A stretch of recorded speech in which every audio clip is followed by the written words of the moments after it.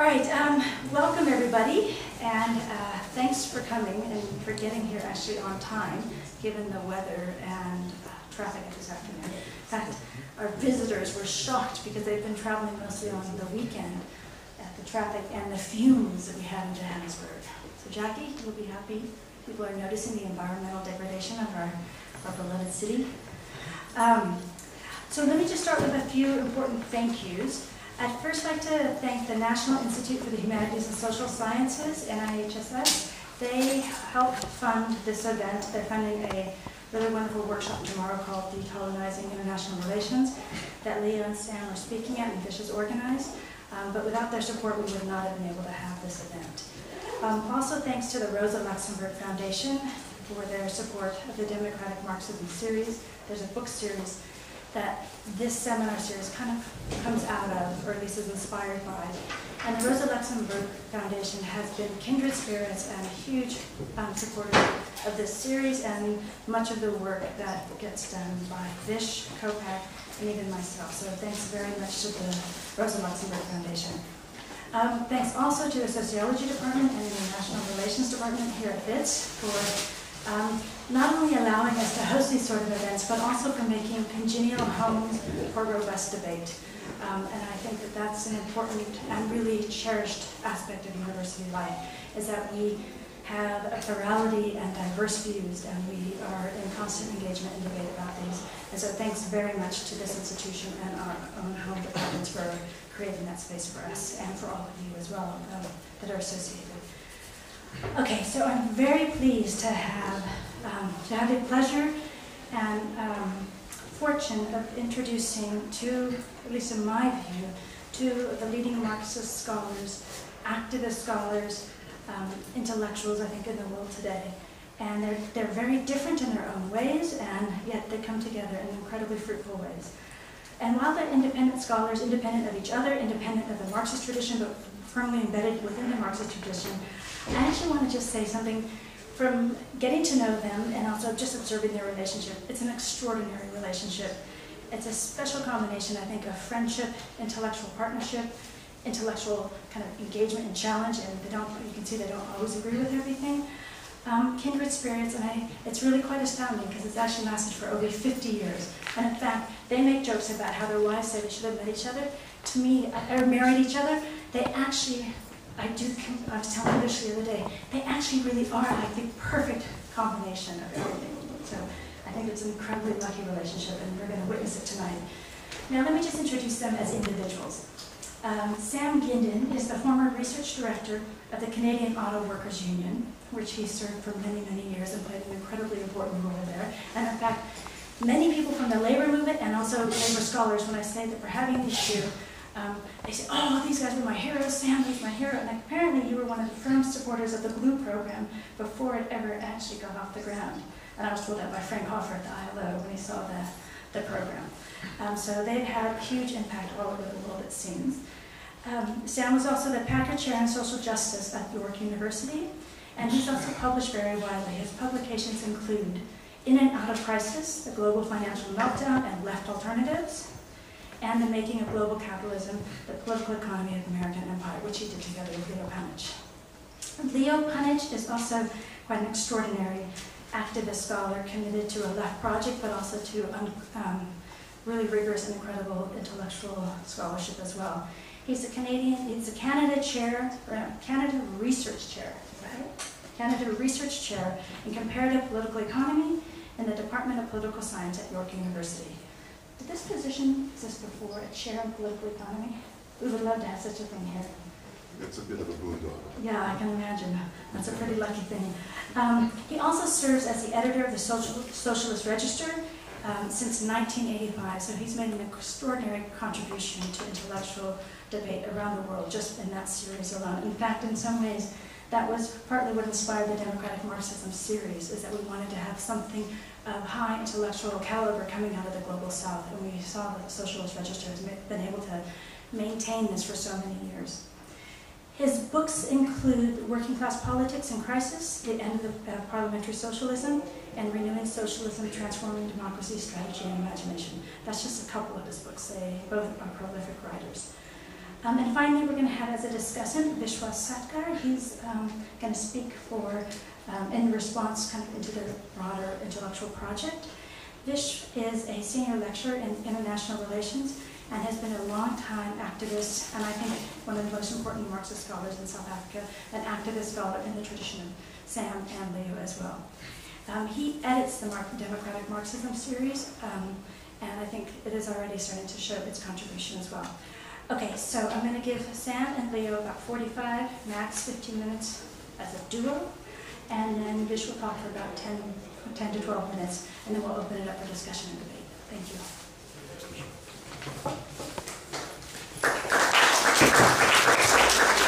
Thank you very much, Michelle. Sam and I will be speaking tonight to something we've begun writing, or at least begun drafting, that will mark the 100th anniversary of the Bolshevik Revolution. Next year's Socialist Register, the 2017 volume, will be on the topic of rethinking revolution in light of the fact that it's 2017, 1917. And we're in a sense piggybacking on you to give a first draft of our thinking on this. And in that light have titled this lecture, The Left's Strategic Impasse Amidst Global Capitalist Crisis, Rethinking Reform and Revolution for the 21st Century. If we survey the year we've just lived through, say from the beginning of 2015, it's been a remarkably topsy-turvy year for the world left. I won't presume to talk about South Africa, but 2015 began at the end of January with the election of Syriza in Greece, the party of the radical left, the only radical left party which came into the state since the beginning of this great capitalist crisis in 2007-2008. Really a remarkable measure of the weakness of the radical left in the face of the first great capitalist crisis of the 21st century, of equivalent only to three previously, the one in the late 19th century, through from the 1870s to the 1890s, the Great Depression, and the stagflation crisis of the 1970s. And we're still in this one. It lingers on, it deepens. It moved from the crisis at the heart of the American empire that exploded in the mortgage market there. The second phase took place in Europe with the Eurozone crisis, and now I'm afraid that what are called the BRICS, the quote-unquote emerging capitalist market economies of the global south, that some thought were delinking from the crisis, on the contrary, are facing capital outflows of a kind that will affect them very, very deeply. And you, of course, see this right here, but you see it in China and Brazil very markedly. Now, at the beginning of 2015, there is Syriza, a remarkable achievement given 10 million people in Greece, a semi-peripheral country on the periphery of Europe, and people are riveted by the possibility that this crisis may yield a way out of the strategic impasse of the left. They face great intransigence from the European Union, call a referendum in the middle of the year in order to show the rest of the governments in the European Union that they have mass support, and indeed they get over 60% supporting them in their refusal to adopt yet a third round of appalling austerity that has already pushed their unemployment rate over 25% and their youth unemployment rate to South African levels over 50%. A week later, they face again the honchos in the European Union, and they say to them, well, it looks like the problem is not just you guys, the problem is actually the Greek people. Why don't you go? And they face a stark choice. They face a chillingly stark choice. They could have left with popular support. But as Tsipras said, I would have been a hero for 3 days. And then people would have felt the isolation and the consequence, which would have made them, for a period at least, worse off than they had already been in the Great Depression that had been visited on them by European austerity. The disappointment is palpable across the whole of the world left, but things pick up. As was to be expected in the rest of the peripheral Europe and the south of Europe, the disappointments in Greece do not undermine the new left parties in Spain and Portugal. On the contrary, by the end of the year, they both make electoral breakthroughs, although nothing like Syriza, but significant ones. And the left bloc in Portugal, which comes out of a realignment on the left at the beginning of the millennium, like Syriza does, wins something around 10% of the vote and enters a government. And then Podemos comes close to surpassing the Social Democrats. And as you know, Spain is still negotiating, attempting to form a government in this context. What is even more surprising is that what might have thought to be a deflation of the left shows itself even inside the mainstream social democratic and bourgeois democratic parties in Northern Europe and the United States. I'm speaking obviously of Corbyn's election to the leadership of the Labour Party.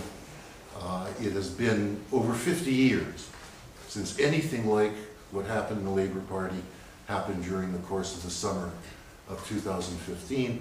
400,000 people joined a Labour Party. Nothing like this has happened in half a century. Some of them joined temporarily, as people were allowed to do in order to support a particular leader as registered supporters, but some 200,000 joined as members, and 97,000 of them were trade unionists. And then, most amazingly, we see the stubborn but persistent and enervating candidacy of Bernie Sanders in the Democratic Party of the United States, of all places. You can't imagine how bizarre it is for a Canadian. You know, the Americans look upon Canada as their Sweden.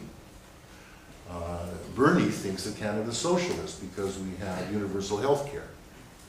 And there is a candidate in American elections as a self-described socialist. Fox News, the most right-wing television station possibly on the face of the earth, actually says the word democratic socialist without a sneer on its lips when they give you the morning news. And you have television debates in the United States where there is a discussion of American intervention in the Middle East. And Bernie Sanders says, hang on a minute, you know where this all goes back to? It goes back to the American-British overthrow of an elected government, Mossadeg's government, in 1953 in Iran.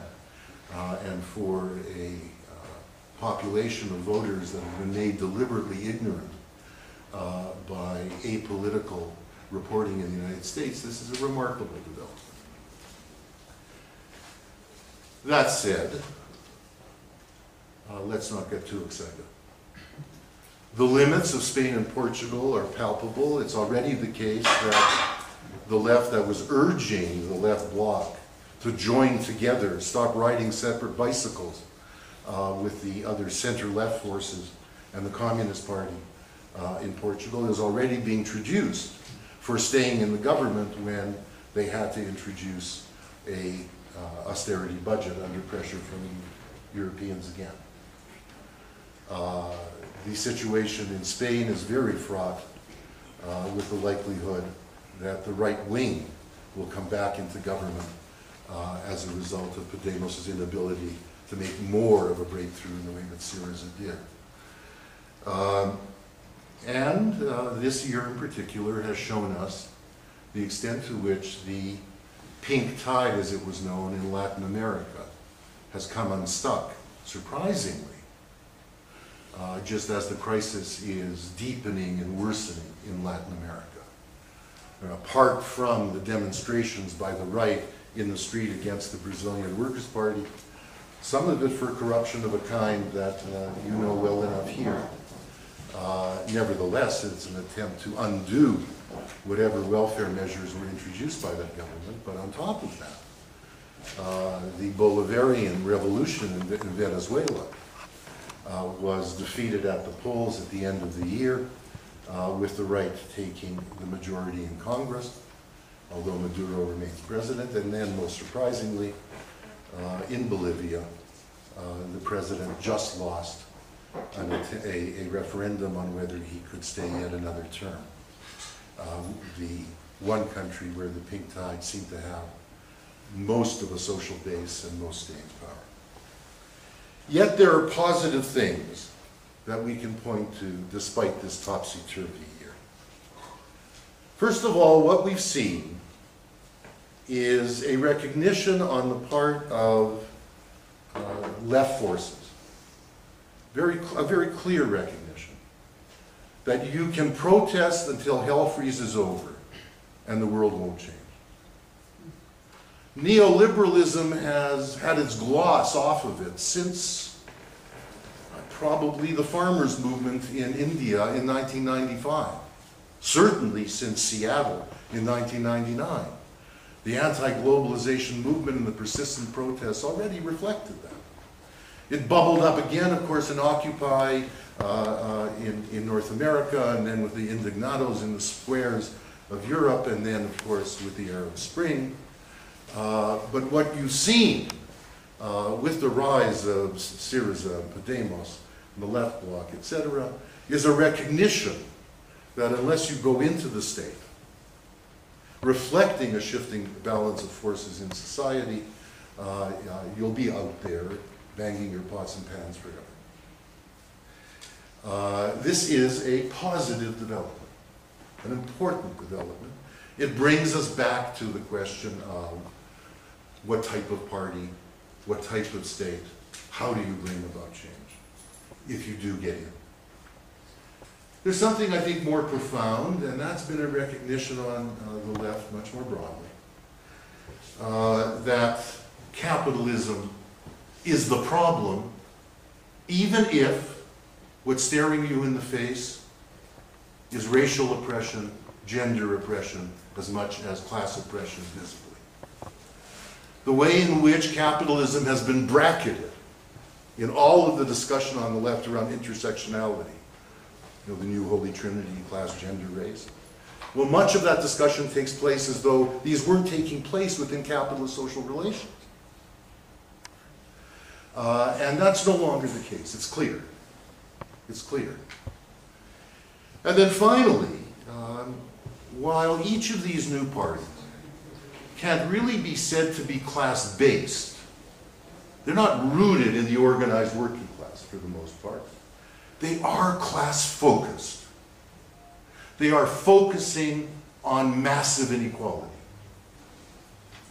They are class-focused, even if they're not class-rooted, making that the central element in their platform, and that's very significant.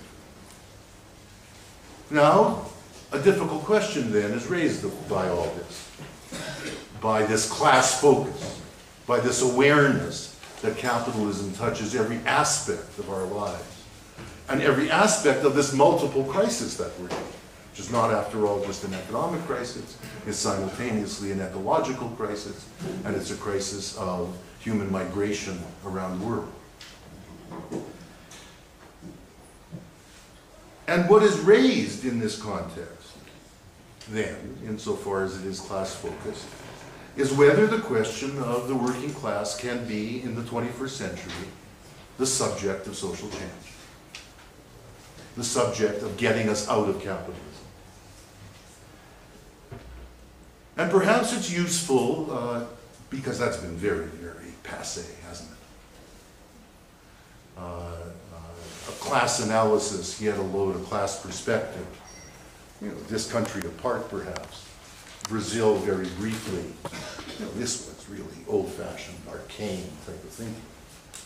For this to be back on the agenda, what does it mean? How plausible is it? especially given the enormous defeats that working class institutions have suffered, especially given the recomposition of the class in ways that's very hard in many places to see the old type of class community and class identity.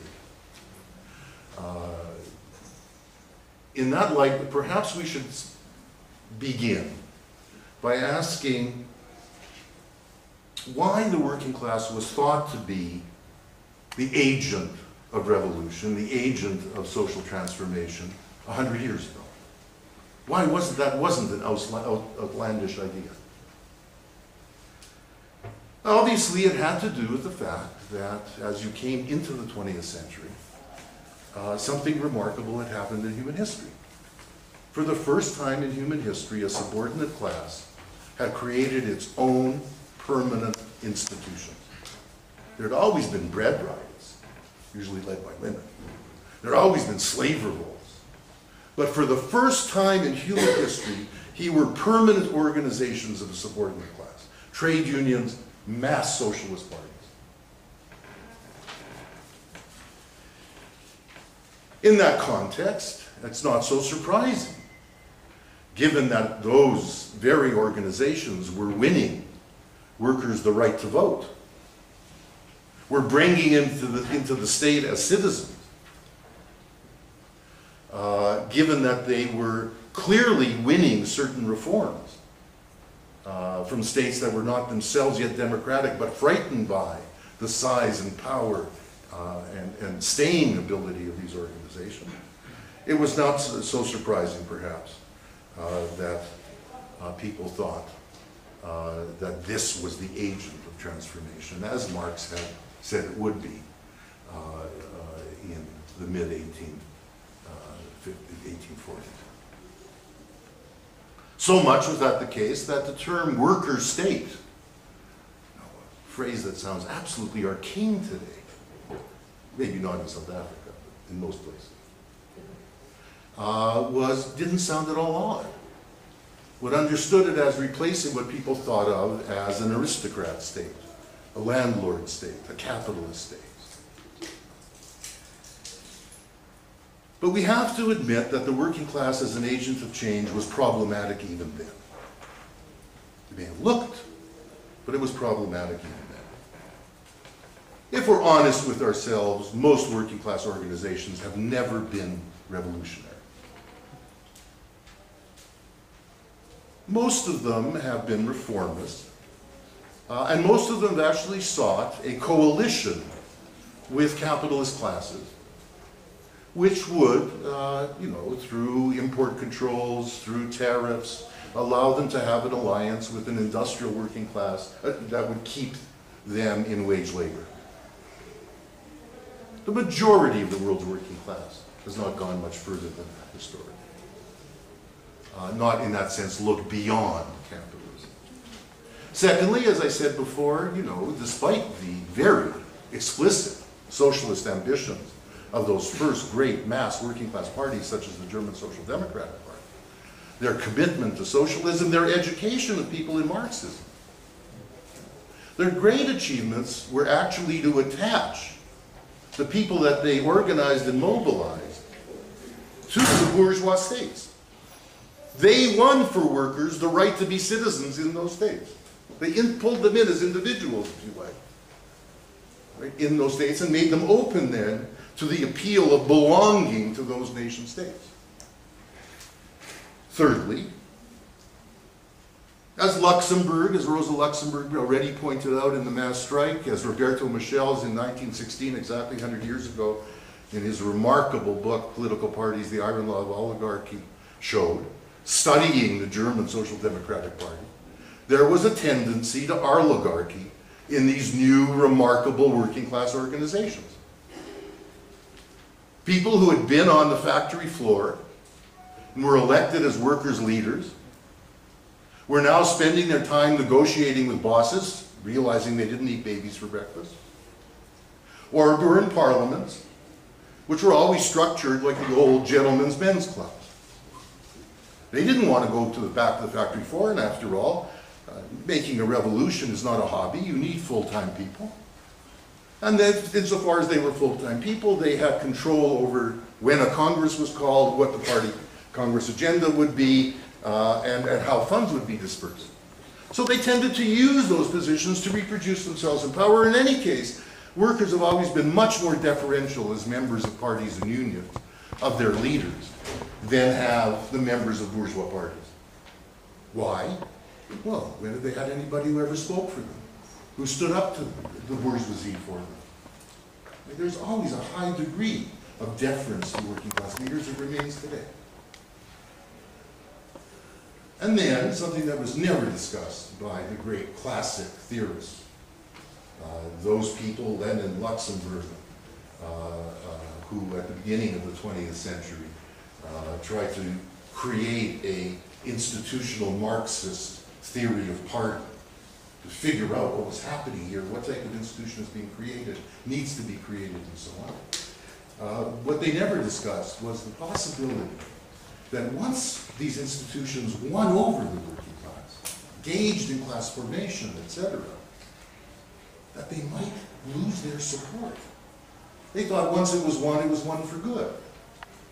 But as Deutscher points out at the very end of his tremendous 3-volume biography of Trotsky, The Prophet Arm, what the Bolsheviks realized in 1918 was that they had lost support of the class in the face of the deprivations of the revolution and the Civil War, which is why they did away with competing parties in elections. That said, obviously, these working class organizations had a remarkable impact on the 20th century. Not only the Russian Revolution, the Chinese Revolution, etc., but also the very significant reforms that were won in the advanced capitalist countries, and not only in the advanced capitalist countries, by trade unions and explicitly reformist social democratic parties. They also imposed constraints upon capital repeatedly, often so much constraints that they ended up producing contradictions and crises for capitalism.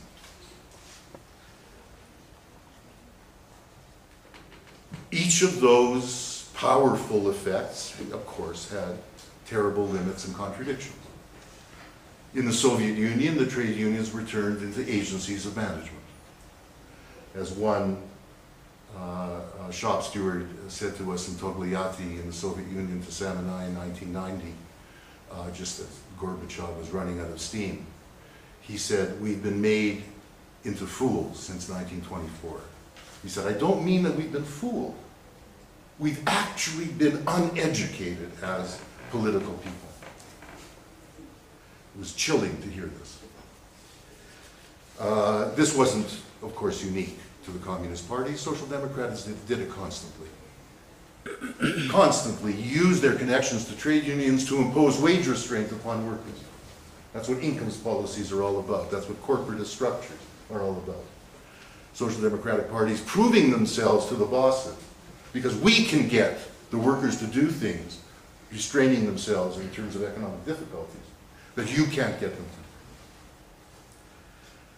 And the national liberation struggles that did have an explicit class orientation, not all of them did, a lot of them, not least in Africa, rejected that, but some of them did, not least here. Some of them were class-based. Of course, the Chinese Revolution was both a national liberation struggle and class-based. They too showed their limitations, to such an extent that now the leaders of those national liberation, and in the Chinese case,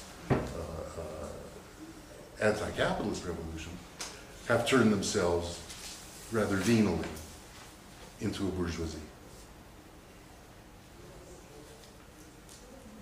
So the impasse of the left today, I'm just about to pass over to Sam, must be seen against this backdrop. Ironically, until this crisis, until 2007, 2008, and we're still deeply in it, if you go back and read the manifesto, you would see that what Marx was describing in the first part of it, where he described the bourgeoisie as the most revolutionary class in human history, that it looked like it was the bourgeoisie that was the revolutionary class, not the proletariat.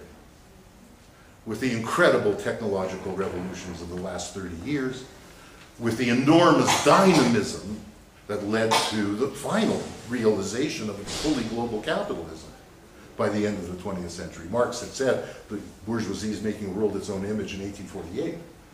Didn't actually happen until the end of the 20th century, really, a full world in its own image.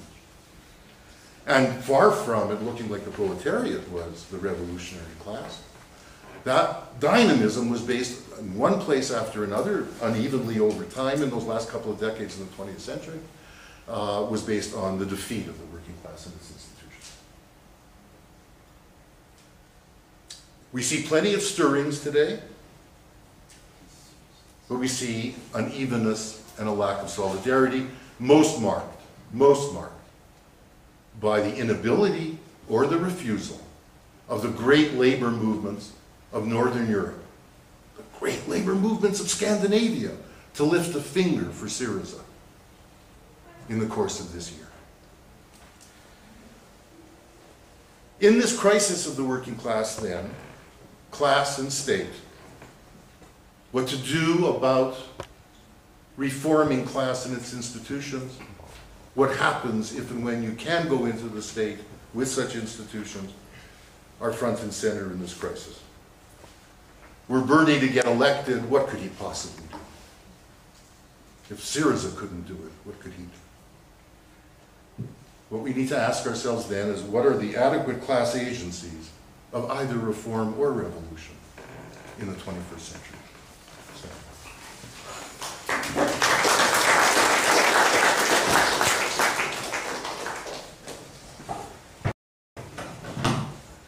Thanks, Leo. Here's your lunch.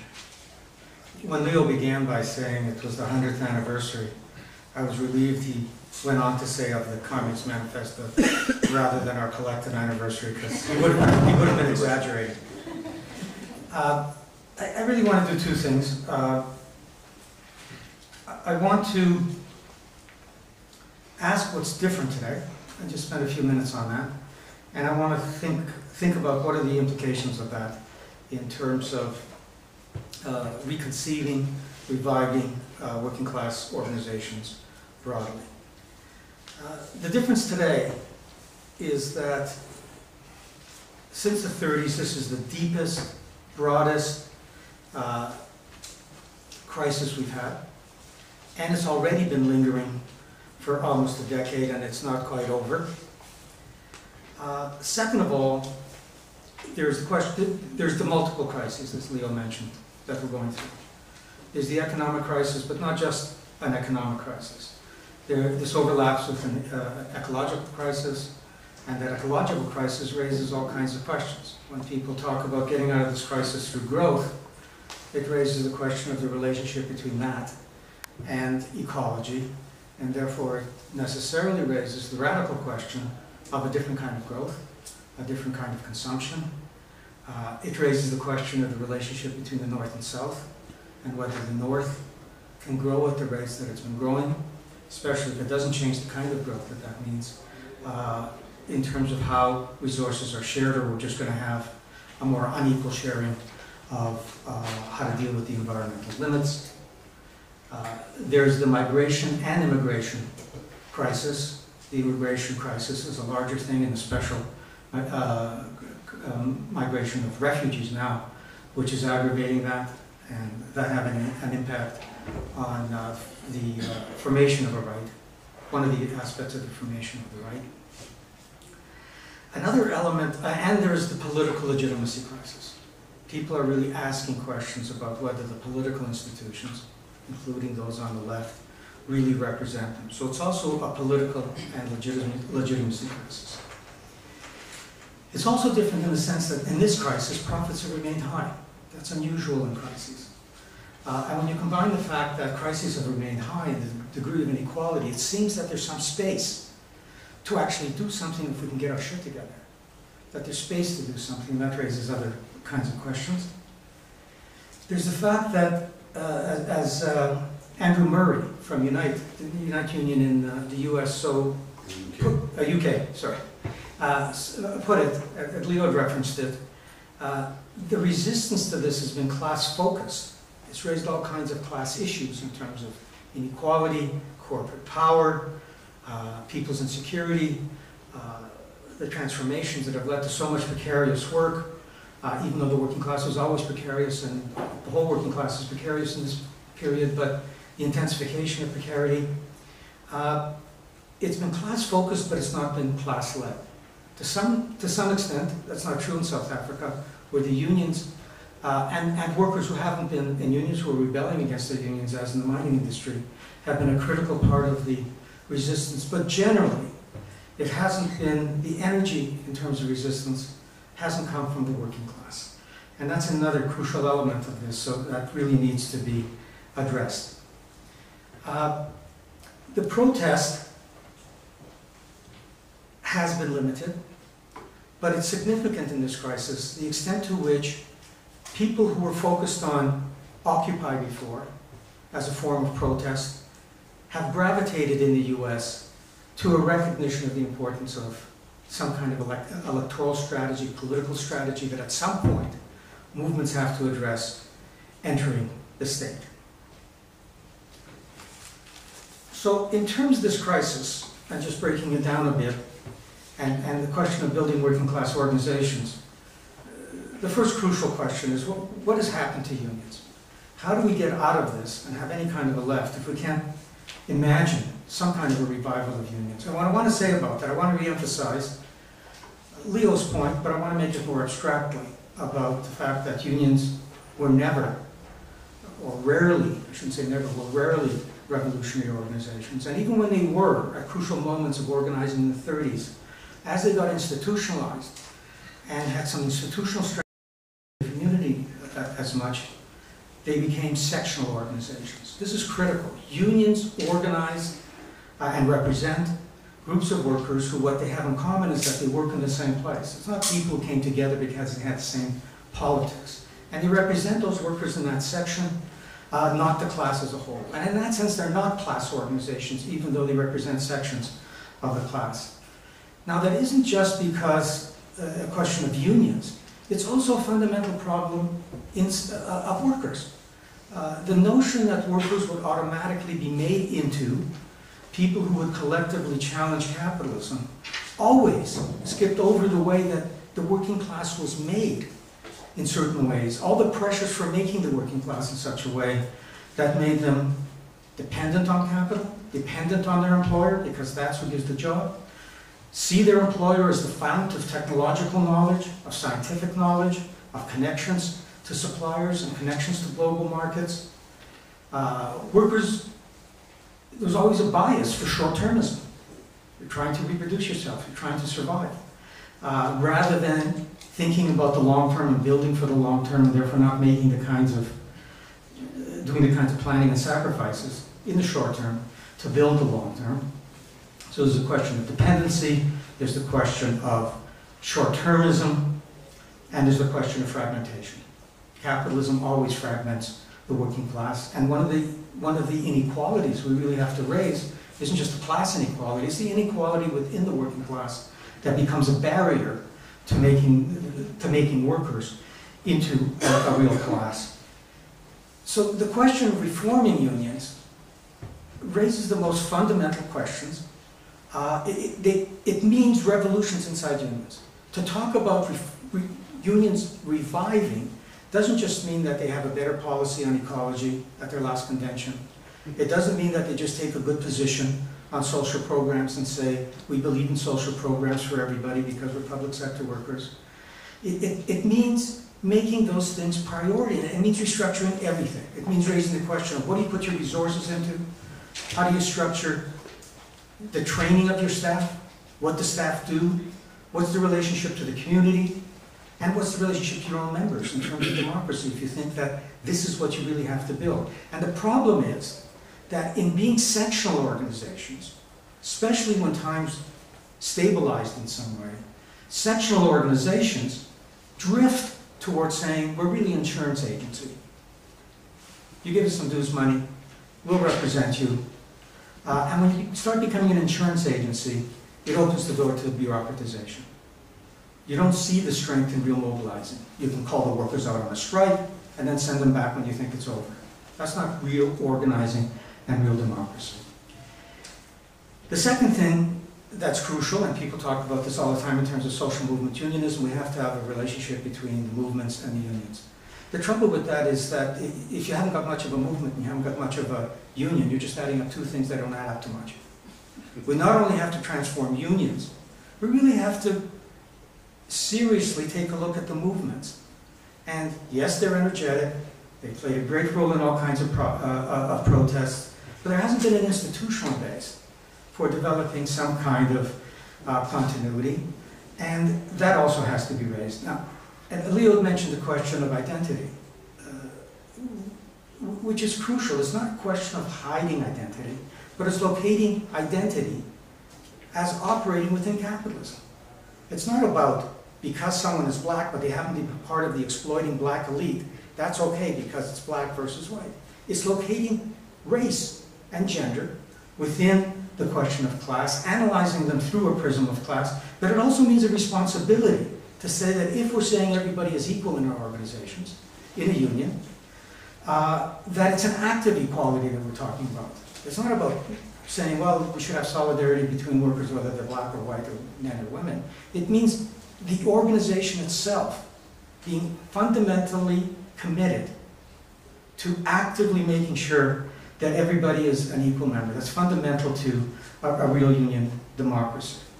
Now, the point of all of this is that, I'll say this and people can disagree with it, I don't think those kinds of revolutions, changes, are possible from a dynamic inside unions, or simply dynamic inside community groups, which are often looking at a particular issue, and when they get into an alliance, are often looking at it instrumentally. What can it do for me? And if it stops doing that, I'll fade away. Or if the issue gets solved, the enthusiasm drains. To really make these changes, we need an institution that has a larger vision. We need the kind of party that has its feet inside the unions, but also outside. To make the changes in the movements, we need a party, not that takes over the movements, but plays a role in facilitating what movements are, so that there is that kind of class perspective developed. Because the question of movements and unions isn't about relationships with others. It's a relationship between workers and other dimensions of their lives. Healthcare, social security, the environment, and it's a relationship to other workers, often workers in your own family. When people talk about informal sector in Latin America, sometimes here, they're talking, when you think of the unit as the family bridges informal workers and workers who have full-time jobs. So the question of a party, the question of some kind of an organization, is fundamental to the question of reviving and reconstituting these other organizations. And in that sense, the criticism of what has become of the problem with unions, and we have to, the crucial point is, it isn't that unions aren't revolutionary today. It's that they're not even effective defensive organizations. They're not even capable, generally, of continuing the struggle for reforms. So the question here is a critique of the left. That unless there is a serious left, I'm not saying it necessarily has to be a party, although it eventually does, but unless there is a coherent, organized left that has a base in these organizations and can play a role in them, these institutions won't be changed. Okay, so just a few points I just want to raise here in terms of the question of party, and then I'm going to turn it over to Leo to conclude. One is that, in a sense, and we shouldn't forget this, in a lot of parts, I think, we think of Canada or the United States, the problem of what a party would do is it's involved in basically starting over. There isn't a culture of socialism. And so one of the tasks of a party is, how do you actually get socialism on the agenda? How do you create the socialists who are going to be engaged in this kind of a way? How do you do the education? When the crisis hit, I was invited to speak in Montreal about the nature of the crisis and its roots. And what really struck me is one meeting in Montreal. I mean, why weren't there hundreds of meetings across the country to talk about what does this crisis really mean? What is it about? What does it tell us about power? What does it tell us about the failure of neoliberalism in human terms?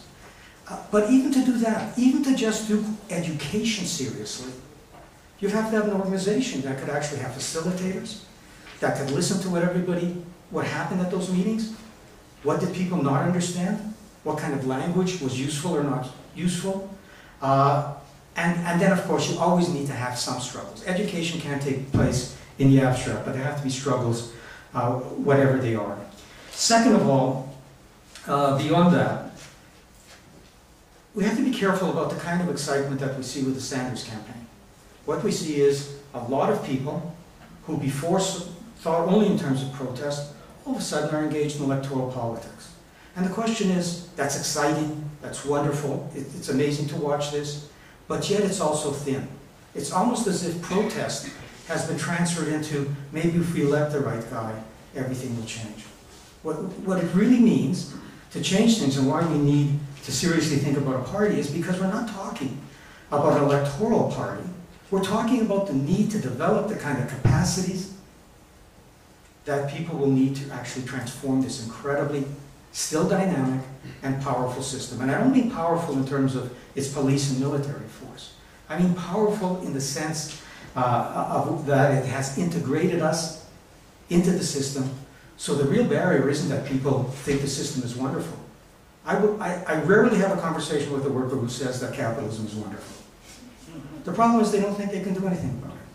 And unless we can show that you can do something about it, and that there are actually organizations that it's worth joining, because that's the only way to do something about it, workers aren't going to give up the time that the increasingly little time that they have to get involved. So we have to think about this question of how do we develop these capacities to organize, to analyze, to understand, to act, to organize, and to build institutions.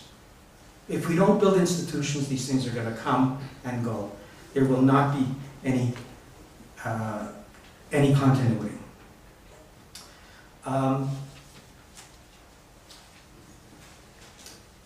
Whatever we do, and no matter how successful it is, the question that the left ultimately has to come up with is, you can only go so far unless you enter the state. So this becomes absolutely fundamental at some point. Varies across place and time. It's a strategic debate. It might not be obvious. People can fight over it. But at some time, the question of entering the state becomes important. And then it becomes important to win an election so that you're entering the state. But then it begins to raise even more complex and difficult problems. The question of what do you do when you're in the state? How do you relate the question of being a party that's mobilizing people versus being a party that is in government? Is that a contradiction? And I'll turn it over to Leo to finish with that. How long are you giving me, Michelle? 8 minutes. 8 minutes. Is that enough? Yeah, I'll try. So let's pretend. Let's pretend that there's not only Syriza and Podemos, and maybe a revival of the mass in Bolivia. Let's pretend that what's been taking place here does yield a new working class party with ambitions to actually replace capitalism. Let's pretend. And then the question arises, how do you get into the state? You know, the left used to beat itself up, quite literally, over the question of insurrection versus election. Parliamentarism versus taking the winter ballot. It doesn't do this anymore because insurrection is so implausible. Instead, we see a connection between insurrection and election, a connection between Occupy and Bernie, right? Between the Indignados and Podemos. The insurrection seems to lead to creating the conditions for entry into the state through the electoral system.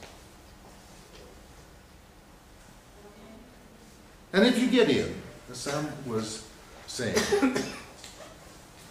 Again, it's not a matter of, and here the left, of course, beat itself up continually, and quite literally, of reform versus revolution immediately. In fact, insofar as profits are high in this crisis, the problem is that those profits aren't being invested. Insofar as the profits are high, you would think there is room for recovery through reform. You know, virtually every mainstream economist who was calling for austerity when workers had any strength, so they shouldn't be pushing up prices and causing inflation through their wage demands. Every mainstream economist now is saying Keynesianism makes sense. Governments ought to be engaging in not only loose monetary policy, throwing liquidity at the banks, which they aren't able to get anybody to take to invest, but also having fiscal deficits, especially at a time that governments can borrow at such low rates. Larry Summers, the hated head of the American Treasury, who read the Riot Act not only to developing countries all over Asia in the 97-98 crisis, but even to Japan.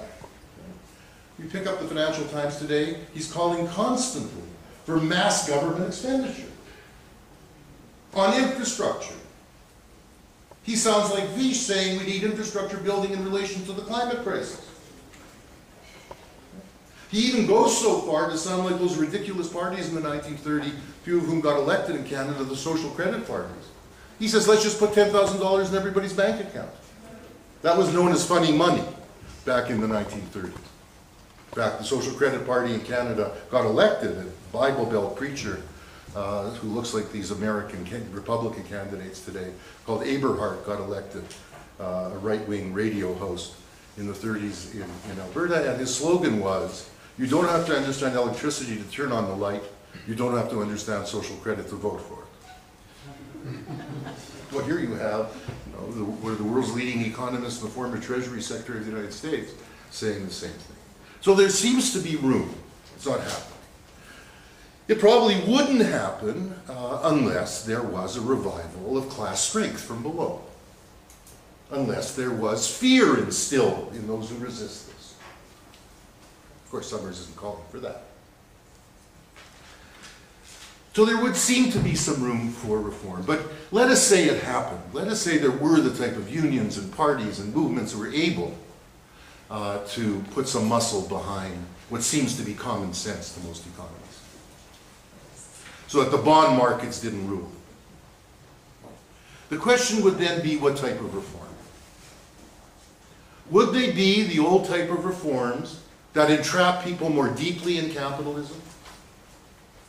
You know, what happened tragically to the workers who spent their lives building and fighting for and were committed to the unions in the North, certainly, was that those organizations turned them into capitalist consumers and borrowers. And the big question of the Chinese proletariat today is whether that's what it's fighting for, access to shopping centers. And there are massive strikes in China. They aren't connected. There are hundreds of thousands of them. They call them protests, but they're strikes. Is that what they're striking for? Are they striking for collective services? Common goods that meet people's needs. Will they be the types of reforms that will lead on? Now, Social Democrats always said they would. That would accumulate to something where you'll eventually get beyond capitalism. Or it will be the type of reforms that tie you further into it. This is what Andre Gortz very famously, in a wonderful book in 1967, coined as structural reforms. The IMF has taken that word. Gortz took it and meant the kinds of reforms that open up the possibilities for further struggle, for the types of reforms that are transformative. Well, let's say we had the types of unions and the types of parties that could address this. What kind of reforms are we talking about? And I think here we need to stop thinking in terms of this policy or that policy. However good the policies, we could make up a list of policies. Vish just published a terrific article that gave us a list of some 15 things that radically could be done by such a party, beginning with a climate jobs policy that could attempt to deal with the climate crisis by putting people back to work and converting their skills towards addressing the climate crisis. Just beginning with that. The guaranteed annual income, the provision of collective services, free public transit, etc. The first reform, the most important reform we have to think of this way, is the lack of state capacity to do transformative reforms. That is, capitalist states aren't capitalist states because the monopoly capitalists ring up Zuma or any other prime minister every day and say, here's what we want you to do. That's not their business. They make profits. They're engaged in accumulation. This is difficult enough. Capitalist states are capitalist states because they are structured in their internal organization to reproduce capitalism. They're dependent on it for their own revenues. They're dependent on it for their own legitimacy. And if any of you, once you get your degree here, goes to work in a government ministry and you make proposals of a policy that would not be reproducing a capitalist system, they'd have you sweeping the floor. They wouldn't know what to do with you in that structure. So one of the first things we need to start thinking about if we do ever build again the type of parties that are even ambitiously transformative is how do we begin to conceive, once we get in, being able to transform the state so it has different capacity. It doesn't help us to have a phrase, smashing the state with this. Ludicrous. But how do we transform those institutions and agencies? And here we have to say public sector unions have an enormous responsibility. Their members work in the state, they know how it operates, they know it's usually run like the colonial office. Incredible discipline in every department. They need to be encouraged to be thinking about how those state structures could be democratized,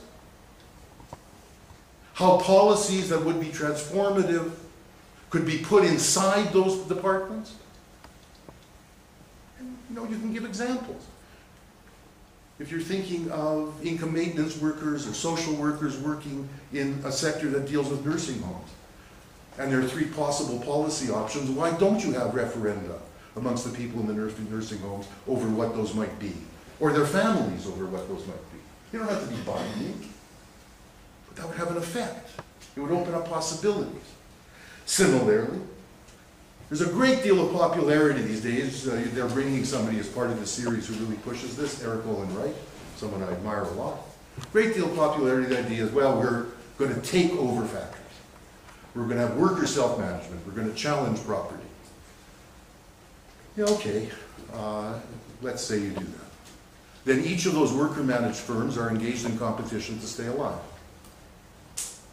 And if they don't have any connection to a system of economic planning, of democratic economic planning, then they have no control over their suppliers, right? Over everything else that they're connected to in order to exist as a firm. They get caught inevitably in the competitive system of firms, right? Even if they retain the profits and make some decisions about investment. So then we need not only some vision in terms of, yes, workers should be encouraged to develop the capacities to run their own workplaces, but they need to be encouraged beyond that to develop the capacities to begin imagining and implementing a broader system of economic planning, locally, regionally, etc. What Syriza faced, what Tsipras faced, that fateful day in July, was if we're pushed out of the Eurozone and we introduce capital controls and we introduce import controls, because we won't have the money to buy anything, right? Where are the alternative forms of production, consumption, and distribution inside our society? Where are the capacity to generate them? And that hadn't been prepared. The young engineers in Syriza were campaigning to get elected to student councils. But young engineers actually know something. Not like political scientists who know how to talk. They could go into communities and talk about how those communities could restructure themselves economically. Begin to develop people's capacities in that respect, and state institutions as far as you can make them at a local level, until you take the central state. All of this is going to involve, because of the ecological crisis on top of it all, but it would in any case, and it does in any revolutionary process, a recalibration of what we understand as our standard of living. And I must tell you, coming here to Joburg 20 years after I was here last, that also applies to the global south. It used to be thought, oh, it only applies to the global north. You know, we can't possibly make a revolution up there and let the rest of the world starve. We have to therefore reconceive our standard of living. It's obvious this needs to be reconceived globally. So this is a big and maybe impossible agenda. But at the same time, it seems to us that the possibilities for new working class formation, for new class or institution building, are greater than ever before. We're going to see repeatedly in the 21st century the emergence of new unions, the emergence of new socialist parties, and the remaking of old ones. And we better get clear to ourselves how big a task that is. Thank you.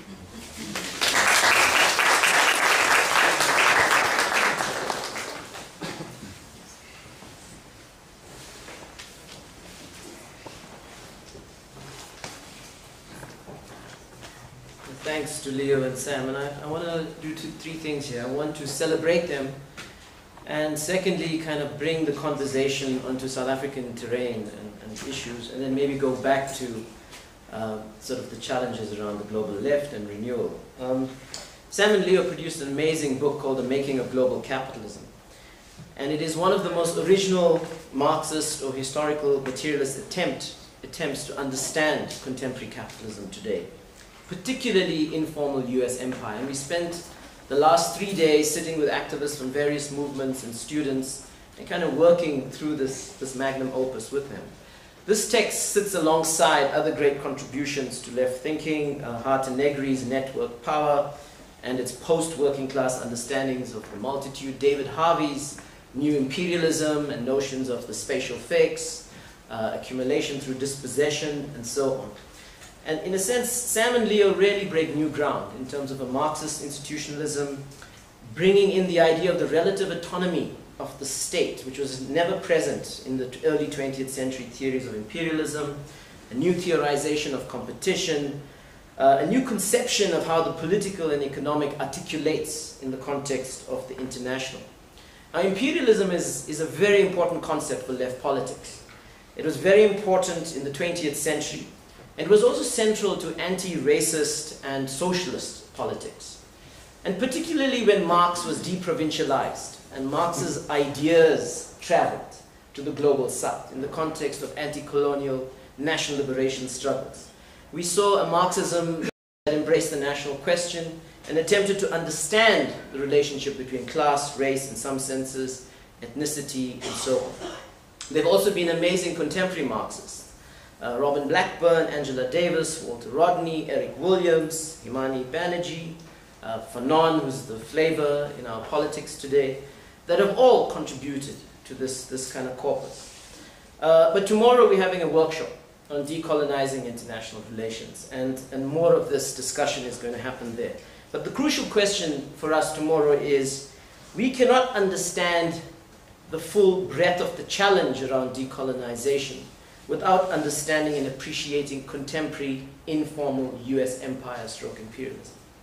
Now, to bring the conversation to South Africa, you know, I largely agree with most of what you guys said, but on the question of the disciplining of the working class, the weakening of the working class, the fragmentation, and in a sense the dissipation of working class-led agency, I think the problematic of how we reclaim, recover a working class agency is still not clear.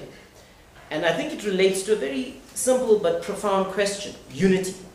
how do we bring about unity amongst forces, social forces? Now, in the South African context, there's been a new cycle of resistance post-apartheid. My own thinking is situated in that context. And I think both theoretically and politically, strategically, there have been three approaches to this question of unity. The one is, we work with a very elastic understanding of the working class, and so we embrace the unemployed, we embrace those outside, etc., etc. And of course, it's all working class led. And this was very much, if you like, the linchpin of national liberation politics and national liberation unity.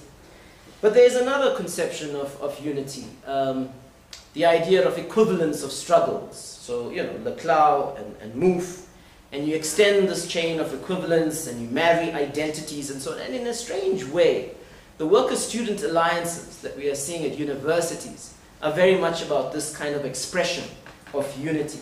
So it's not as though the workers are just leading. The students are also leading and asserting themselves and so on. The third idea, and I think here, Leo, I agree with you, and I'm really talking about the South African debate about how we find a theoretical and practical approach to unity. There is a breakthrough around materially grounding intersectionality, around class, race, gender, and ecological relations. And who's leading this? It's actually Marxist feminists that are leading this question, around how do we bring struggles together, both in theory and in practice. And I think in the context of the South African debates around how we build and so on, we have to come back to this problematic of unity and unpack it. And that's not to say we're looking for the perfect formula. I mean, some of these things are going to come out of struggle. But we do need a theoretical breakthrough around this question. The second issue around South Africa that I want to kind of feature in the discussion is the whole question of violence. And I completely agree with both of you that, you know, the iconic revolutionary carrying the gun, smashing the state, the whole armed struggle approach is exhausted. It was exhausted in the 20th century, you know, with its most extreme being the logic of exterminism, which E.P. Thompson warned us about, nuclear annihilation. And of course, guerrilla movements, liberation movements also exhausted themselves. And I think there's a recognition in the rising left today that armed struggle is really not a midwife of emancipation. But in some quarters of our fallist movement, which I must say I have great respect for and so on, there is a rekindling of imagination around violence. And I think it's grounded in a particular reading, a humanistic reading of Fanon, which is rather literal and narrow around violence from the wretched of the earth. And it's based on two conceptions. Colonialism is violent, and therefore we can be violent. We have license. But again, very abstracted from the context in which Fanon was thinking. Fanon was thinking in the context of a murderous colonialism. 1 million or more people died in Algeria because of French colonialism. I hate to say it, but it's true. Our administrators, and I'm not defending neoliberal administrators, they are not murderous colonialists. Okay? So there's a particular historical specificity about our terrain of struggle that we really have to look to. The other argument borrowed from Fanon is that violence is a means to emancipate the self. Well, you know, Fanon himself was very sensitive to trauma and how trauma is implicated in violence. But even studies that have been done subsequently on Algerian insurgents show lasting trauma. Angola was a disaster for us as a theater of Cold War conflict. And in the South African struggle itself, the armed struggle was no guarantee that we will get what we want. And tonight I'm really pleased that a dear and close comrade of mine, Comrade Ronnie Castles, is here, who for me stands alongside Chris Hani in our armed struggle in this country, who was willing to lay down his life and make the ultimate sacrifice through the armed struggle. And I'm hoping he says something in this conversation about the place of armed struggle today. But violence is self-defeating in the context that we are in. And I do think that what's required is for us to really think about the nature of the university. We need to characterize the university appropriately. There's a lot at stake around us, and it's not, again, just searching and reaching for the correct definition. But we need to historicize and place the university in its context. Now, yes, the university under colonialism had a particular set of dynamics under apartheid. But today, the university in the context of a globalizing neoliberal order has different dynamics. So in a sense, there are similarities with the past, but there are also differences. And racism is changing its form. So in a sense, I want to argue that we've inherited colonial and apartheid social relations in our university. But our universities are also about a hegemonic neoliberal whiteness. And I'm not going to get into that because of time, but we can talk more about what the specificity means for struggle. But maybe at the same time we need to consider maybe surfacing a petition for those of us who want to break the jam right now, the impasse, around non-violent struggle to achieve decommodification, insourcing, and decolonization. The other point that I want to now turn to is around going back to the global and the counter-movement and the cycle of resistance. Now, I use the term cycle of resistance not in this Hegelian sense of a teleological thing, and for me it's in the context of a conjuncture in which there's contingent forces. There's a struggle going on over the past 3.5 decades. And it is far, far from exhausted.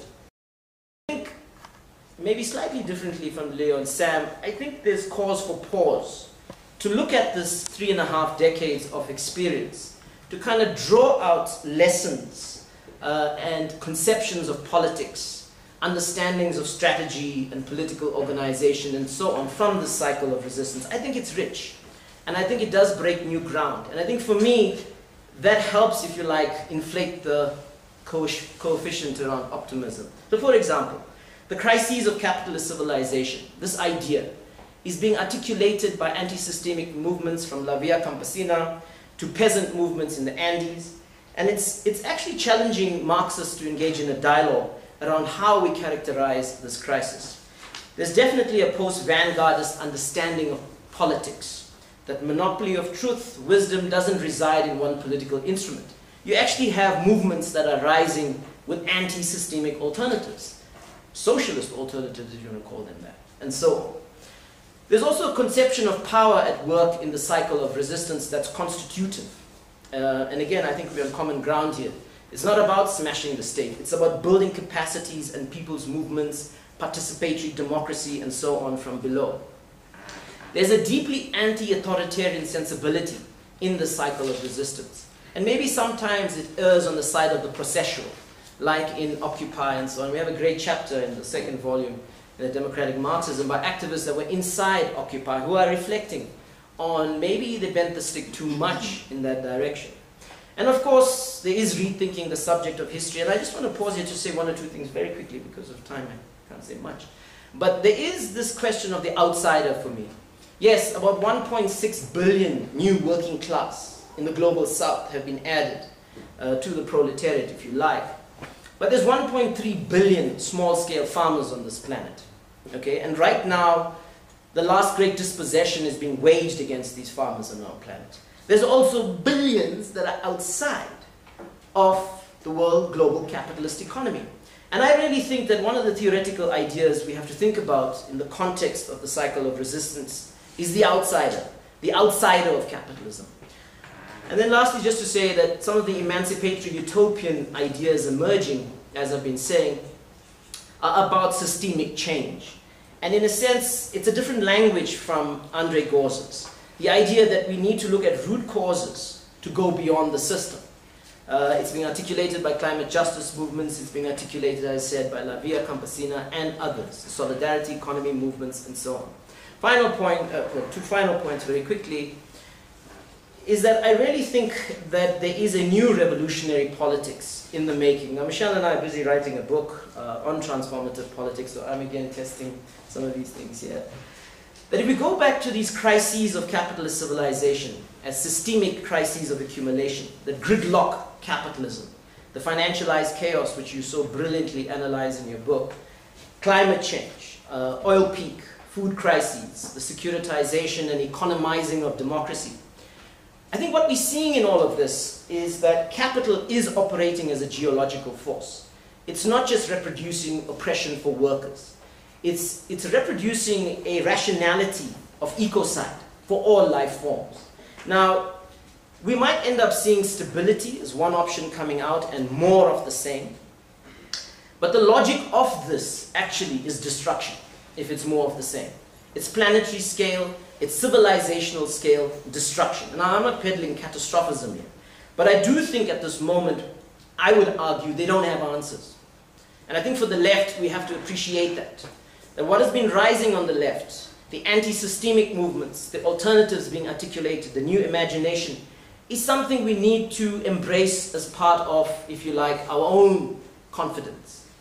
I don't think they're going to solve these problems. And I think we're at a very important turning point in the conjuncture, but also in the context of world history. I think finally just to say that, if we work with this idea of transformative politics and what's being articulated in practice and emerging in practice from below in different contexts, the idea of the just transition is a very, very important concept. Now, this has been articulated by unions around the climate crisis. Unions have brought this idea of the just transition into the international debate about how we respond, not just to the climate crisis, I would argue, but to this totality of crises.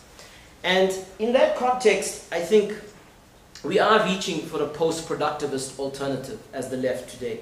And in summary, it grounds itself in four strategies that Michelle and I are grappling with. And yes, and I agree with you. In taking forward struggles and advancing strategies today, transformative strategies, the state is important.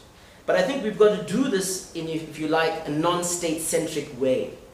And I think in that context, we have to start thinking about left politics as before, inside the state, and even outside the state. And I think, for me, these four strategies encapsulate what's been coming out. Building from outside of capitalism. So, food sovereignty, for example, which is about peasantry on the planet really defending, conserving, but also building an alternative food system to globalized capitalist production, is about building outside of capitalism. Worker cooperatives, and I agree with you that we need to look at it in sober senses and so on. But the worker cooperatives that have come through the fore in Argentina and so on have recovered pre-crisis production levels. They are thinking about networks. They are thinking about ways in which they can go beyond. I mean, these are difficult questions, and particularly when the state is not in the equation. The cyber commons, socially owned renewables, these are all from outside of capitalism. Secondly, building from within and going beyond. And I'll use the example of Fees Must Fall, and I've used it before. I think the struggle of the students is really about, from within capitalism, reclaiming the public university and going beyond. That's what it represents, actually, and it's a strategy. We might want to do this for other institutions as well. Reclaim these institutions to go beyond capitalism. And then, of course, pushing back capitalism from above, and this is where I agree with you. Even if the left has to make a breakthrough around power, we have to transform the state. It's wired in a particular way to reproduce capitalism. And I think the new constitutionalism we've seen in parts of Latin America are instructive. They're useful points of reference. The green ecological constitutionalism of Ecuador is very, very important. And I'll talk more about this tomorrow at our workshop. Participatory planning, forms of regulation that enable systemic alternatives from below. And finally, transnational solidarity, movement-to-movement links, state-to-movement links. But I think in the end, I think we're on the same ground, that it all comes back to whether we can build new institutions, whether we can build new capacities, and hopefully, if you like, survive the crises of capitalist civilization.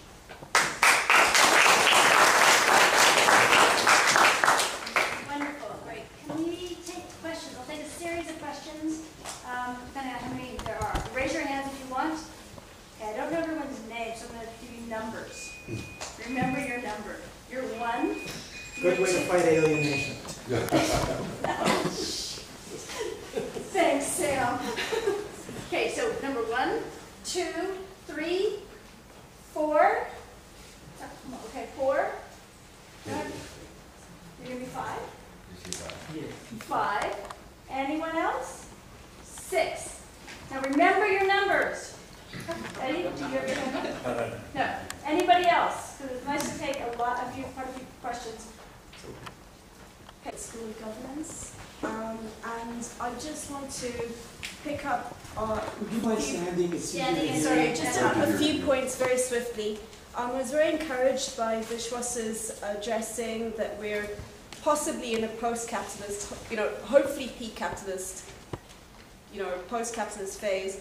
Because one of the things that I feel quite strongly about is that the concept of the left needs to be widened from its rhetorical legitimacy. Because, you're seeing things like the dispossession of the millennials in the UK, for example, which means that traditionally what comprises the grassroots movements within a radical politics is not just traditionally what we would class as working class people.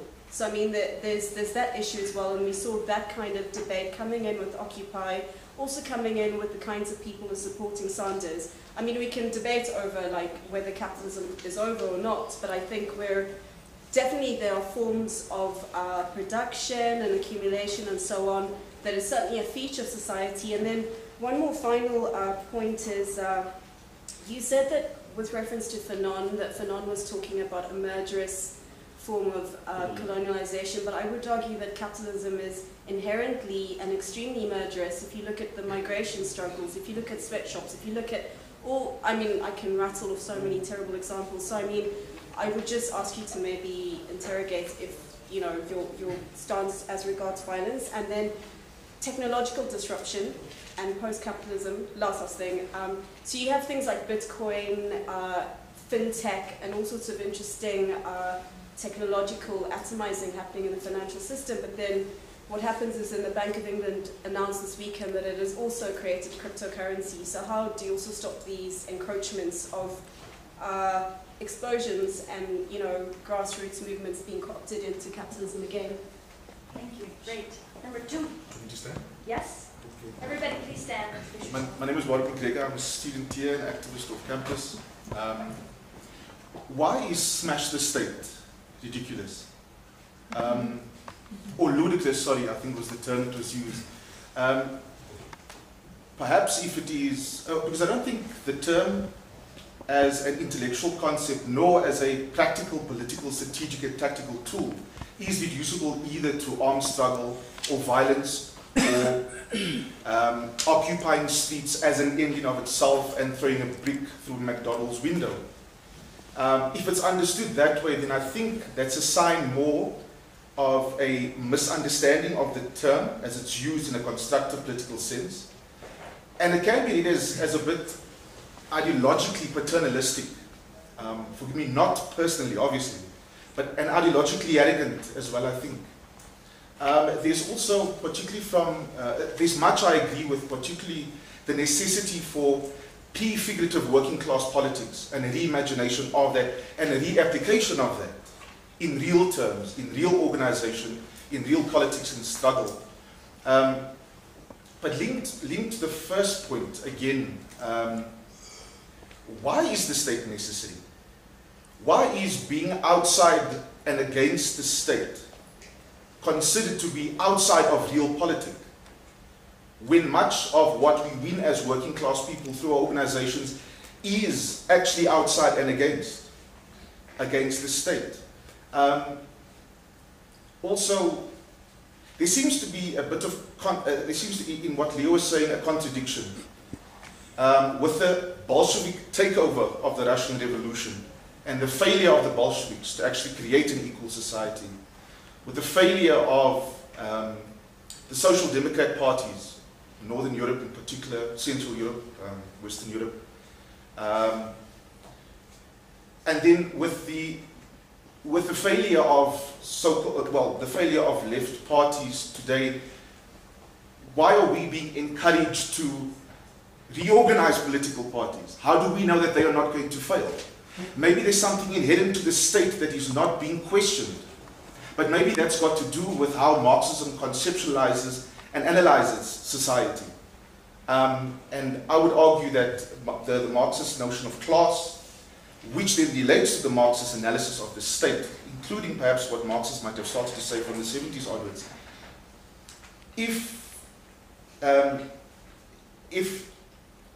or at least still viewed from a Marxist perspective, where the state, although it has means of administration and coercion, still is subjugated to the ruling economic class.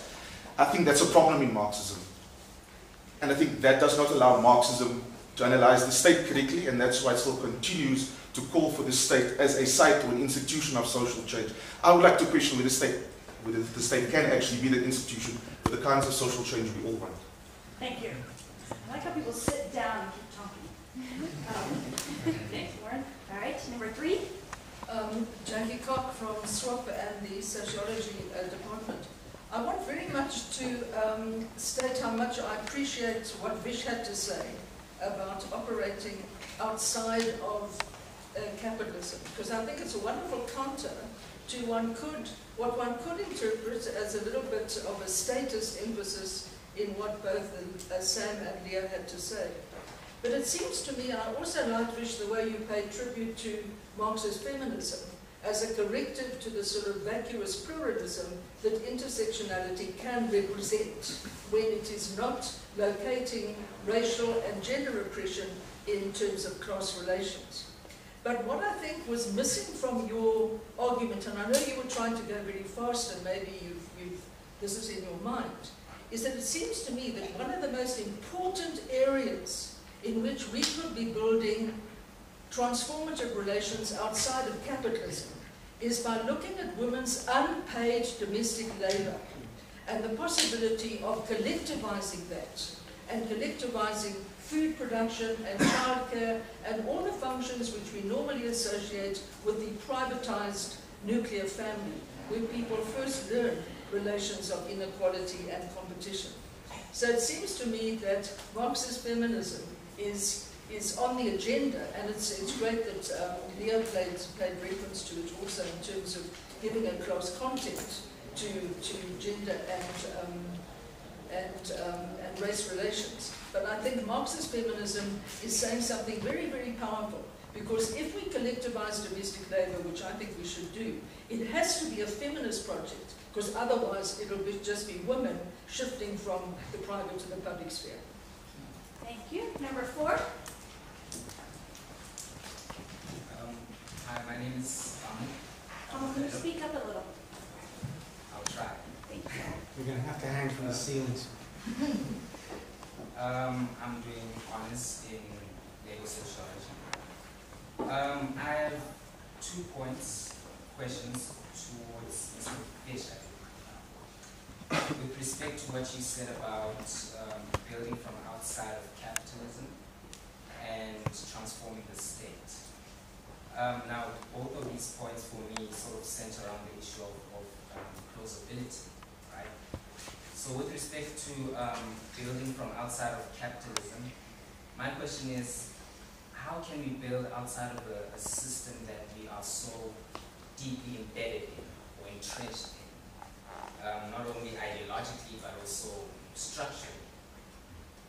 And then my second question is with regards to the transforming of the state. My understanding is that states coexist and are independent of each other, largely due to global capitalism or globalization. So how plausible is it to try to transform the state when there's so much interconnections between and amongst states all over the world? Thank you. Number 5. Yeah, thanks. Well, I'm not rising because of vicious statement. And I don't want to be regarded as a romantic revolutionary, although you probably all feel like I'm close to that, in making reference to violence, revolutionary violence in the armed struggle. And it wasn't your remarks, but it was Leo's. Earlier on, Leo, when you made the statement that insurrection, today's world, is virtually passé. Words to that effect.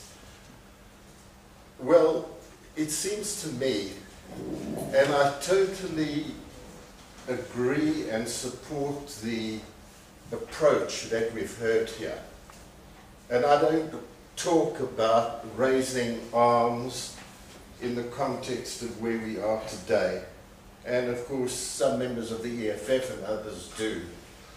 But if we're talking about revolutionary change, we can never afford to ignore the element of revolutionary violence, because the state, by its very definitions that you want to go into, relies ultimately on its organized force of violence. We saw that at Marikana. And incidentally, we saw at Marikana in our own society. So we dare not ignore, from the working class, from the downtrodden in this country, an inclination to take up a stone and throw it, which leads to an inclination to take up a spear or an axe to throw it, which is really the propulsion of a bullet, if you can get your hands on a gun, in specific circumstance, where it's life and death, and you are protecting your very existence, which happened at Marikana. And who amongst us can say that the events of Marikana, and I'm guessing, not even guessing, who can say that what those striking miners learnt, and others from the working class, from the margins, rural areas where those martyrs came from, are not in their minds debating questions of the role of force.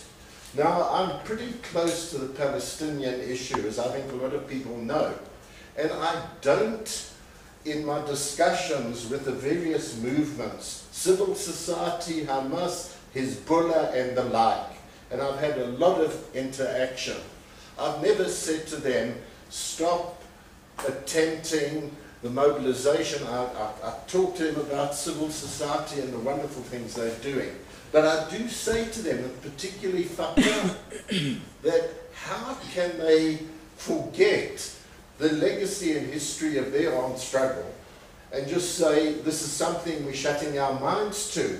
Because in trying to debate with the youth of Palestine, and even some Israeli youth, by the way, Jewish youth, who are refusing to serve in the armed forces, how can you people not discuss and theorize and debate about the role of violence? Because in the end, so I now come to our distinguished trio, I found it riveting. There's nothing that I really disagree except to take up some of the issues, and particularly this one, that we can't afford in our attempts to develop the organized might of the downtrodden of the working class, not to consider this question. So I'm the number 5th. You're number 5, yeah. Yeah, and what struck me when you said I'm number 5 was something I used to talk and discuss in the MK camps. And it was the synthesis of General Giap of Vietnam, who defeated the mighty French at Dien Bien Phu in 1954, and then the Americans, the superpower. And what I distilled from my readings on Giap was that they had 5 elements of their struggle. And I called it the 5 fighting factors, okay? And the first one was that in this age of nuclear power and war, there is a greater weapon, and that's the weapon of people's war. And then he went on about unity and theory and so on. But again, to say, I'm not here inciting an approach to violence in our country at all, but to understand these processes, because we're talking about a whole sweep of history and what the world's entering. And I said this to Leo and Sam the other night. What great changes have there occurred in history that didn't involve violence and horrible things, civil war, world war, and the like?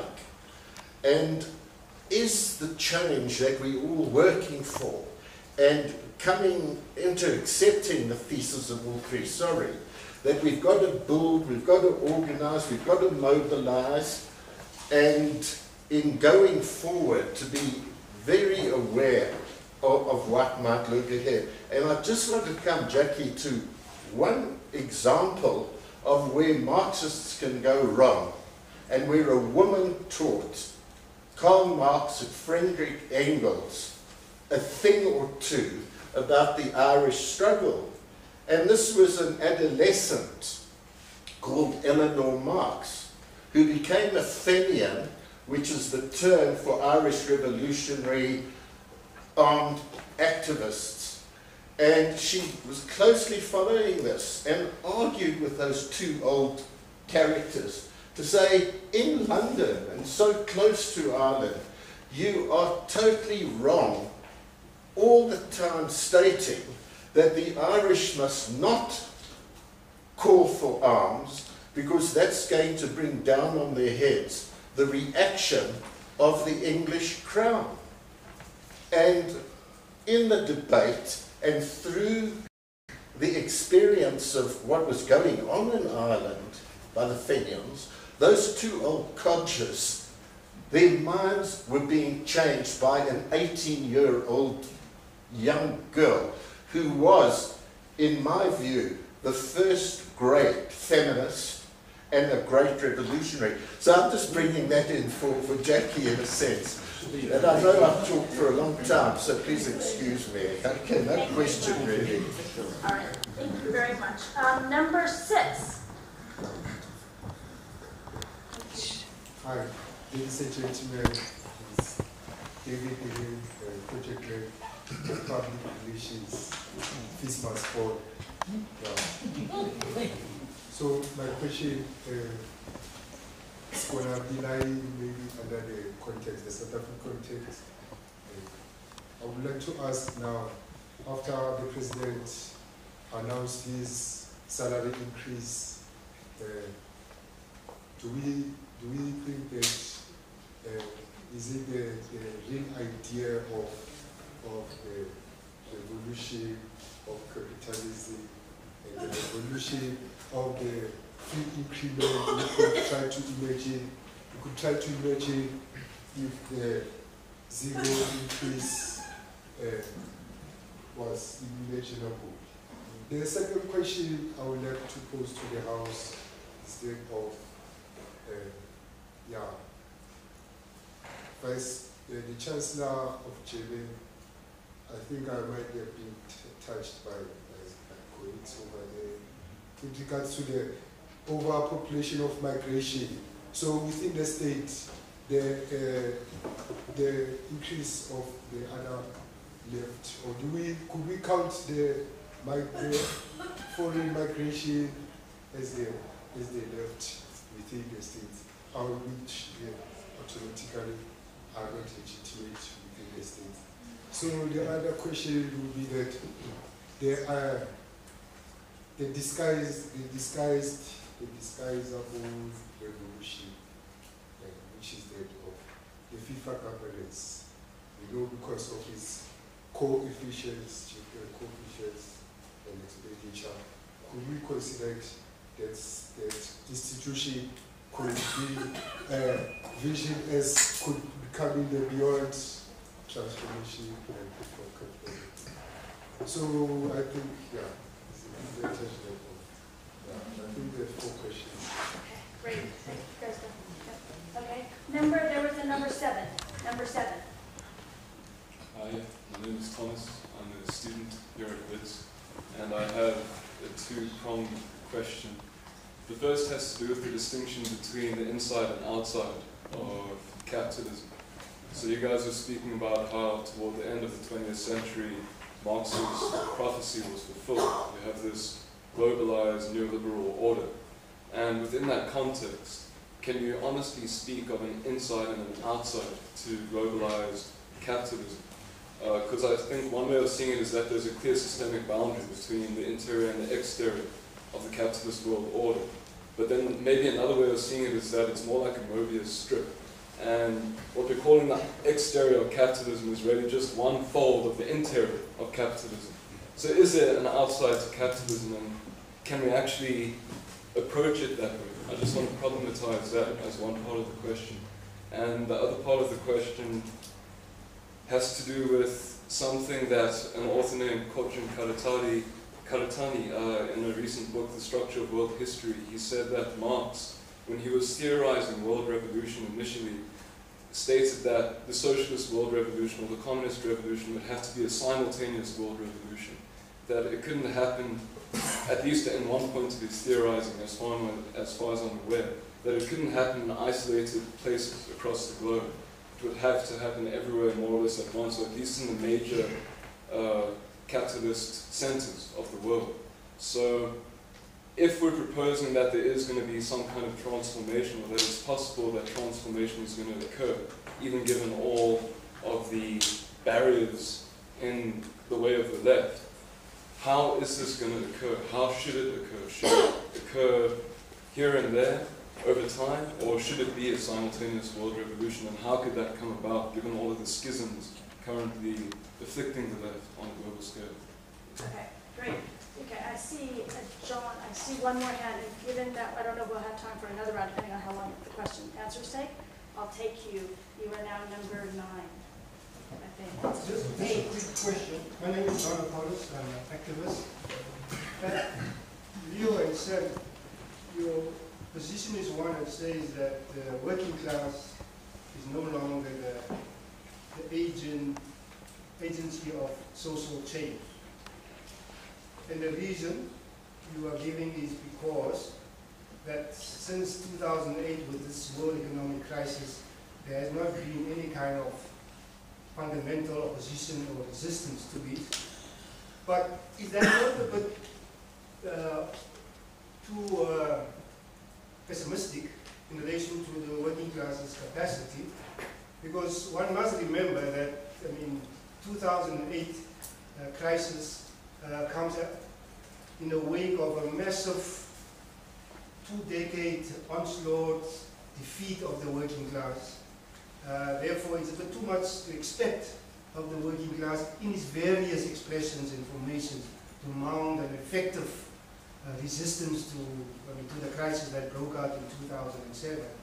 Rather, should one not see the post-2008 period now as one where there is processes of regrouping, realigning, reviving, and the working class and its allies will discover, taking account the fact that the defeat was not only organizationally, but also ideologically and all of that, and it's in the process of trying to find its feet, to say, so to say, in terms of politically, ideologically, organizationally, etc., and therefore you find Occupy movement have a particular expression, particular ideology. In other areas, there's another kind of expression, another kind of views, etc.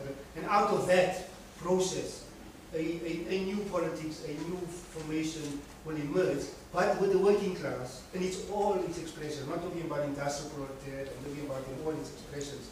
Find a new politics and a new way of organizing to resist the struggle. So therefore, to write it off as the agency, because you say that we need a party that is class-focused, but not class-based. So on what would that party be based in terms of its social forces or class forces? Yeah. Okay, thank you. All right, Sam. I want to respond to a lot, but I want to respond to one thing in some depth. The question of just transitions, of co-ops, of worker control within capitalism is what I want to address. There's all kinds of exciting things about that because they involve experiments. They're useful for mobilizing the question of just transition. Does a certain amount of important education. I think it has practical implications. For example, when there's a plant closure, you can mobilize around maintaining that productive capacity and using it socially rather than saying somebody can leave because they can make more money elsewhere. But it cannot transform society without addressing the state. And I really want to emphasize that. The danger in looking at things that are on the margins of society, it's not in or out, it's on the margins of capitalism, is that you don't actually take on the crucial sites of power. And I'll give this example with Argentina because it's so popularly used. Workers in Argentina were quite incredible during that crisis in the first part of this millennium. They took over plants. They showed all kinds of things about the fact that you could take over these plants, you could prevent the state from taking them back, you could run them differently, but, and we have to think about the but. One is, you're taking over things that capital doesn't want. This isn't a great way to take on capital. Second of all, they completely depended on the state. For those workers to get loans, they had to be recognized legally. Otherwise, no finance would lend them money to carry out operations, so they didn't know whether they'd be paid back. So they actually depended because they're competing in a capitalist society.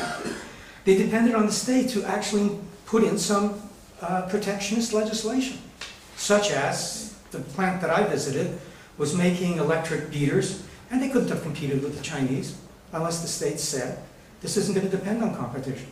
There's going to be limits. They couldn't depend on having markets unless the state said, the hospitals will buy things from you. They'll buy sheeting, they'll buy bedding, they'll buy food.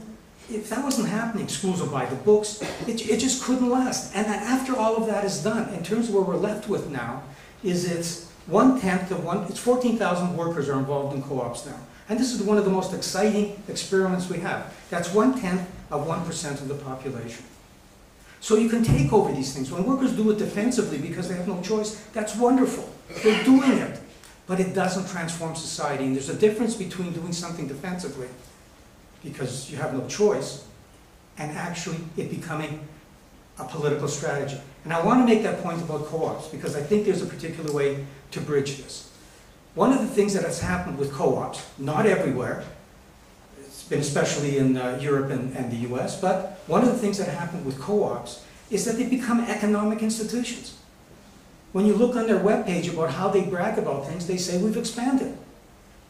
Now, you can say, well, that's wonderful. It's a different form of organizing work, but it isn't transforming society. To transform society, you would have to actually say, we're not going to form a credit union, but we're going to take on financial power. We're going to take over the banks, not create a credit union on the side that they can live with. It means that co-ops would have to become politicized, and then there's hope. It means they have to be part of a socialist movement. It means that in co-ops, they take a part of their funds and put them into hiring organizers, that you create spaces for education and spaces for strategizing, and that when you buy co-op, what you know isn't that you want a co-op because you can get goods cheaper as a consumer, but when you buy a co-op, you're making a commitment to a political struggle, and it might cost you more because the money's going to go into politics, organizing, mobilizing, but it's worth it. And then if you do have a revolution and you're coming to power and capital stops investing, you're going to need, this is the kind of stuff that becomes important later. It becomes important, and it's great to have that capacity and the examples now. That's when it becomes important for workers to take over factories that capital is leaving, and for the state to support it. You have to have that inside-outside strategy. So that's what I want to say about that. The other two things, I'll be very quick. I can't read my writing. Oh, revolutions. What is so important? I think this is a really critical thing about the Communist Manifesto. Marx said that the struggle is international in substance, but national in form. And what he meant by that is that any time you struggle at home, you're actually affecting the struggle elsewhere. You're creating space for others to struggle. But when you don't, you're closing space for them to struggle. Capital's going to move there. But in form, so in substance, it affects the international struggle. But in form, you have to take on your own bourgeoisie and the state. There's no international state to take on. Struggle has to happen nationally. Now, what that means is that you can't make complete socialism in one country, but you can't wait. You wait forever if you expect it to happen spontaneously. So you do it where you can. You go as far as you can. You create a socialism that is incomplete until others are either inspired or it creates a space or also doing it, because justice ultimately has to be international. Okay, and the final point to John, that's not our reading. You know, we're not saying the working class is irrelevant. We're in fact saying that if the working class doesn't use its institutions and its strength and its organizational ability to be a central part of this, there isn't going to be a revolution. But the other thing we're saying is that there's nothing inevitable about this. Revolutions are contingent. The question here is, can we make the working class into a relevant force? The working class has been defeated. The extent of that defeat isn't just that they lost some wages or they've lost jobs. It's been defeated in terms of its vision and its expectations of possibilities. It would be happy to go back to, you know, what they had before when they were just exploited in a normal way. The question is, how do you break that lowering of expectations and build the working class into a social force that can transform society? And we don't know whether we can do it. It's a decision we make. Do we want Do we want to be part of a struggle in which that's a possibility? And that's the most we can say. Thank you.